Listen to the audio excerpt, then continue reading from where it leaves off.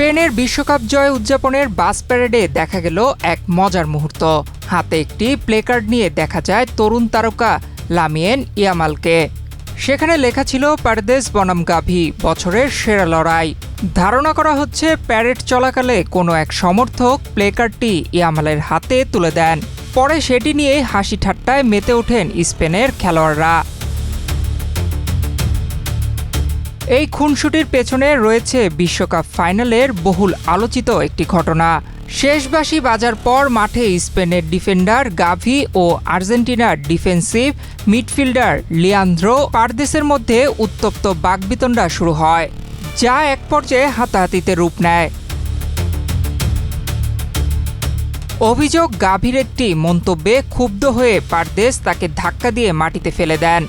এরপর দুই দলের খেলোয়াড় ও সাইড বেঞ্চের সদস্যরা মাঠে ছুটে এলে পরিস্থিতি আরও উত্তপ্ত হয়ে ওঠে। এ ঘটনার জেরে ম্যাচ শেষ হওয়ার পর পারদেসকে সরাসরি লাল কার্ড দেখান রেফারি। এদিকে ইংল্যান্ডের সংবাদ মাধ্যম স্কাই স্পোর্টস জানিয়েছে, পুরো ঘটনাটি নিয়ে তদন্ত শুরু করেছে ফিফা।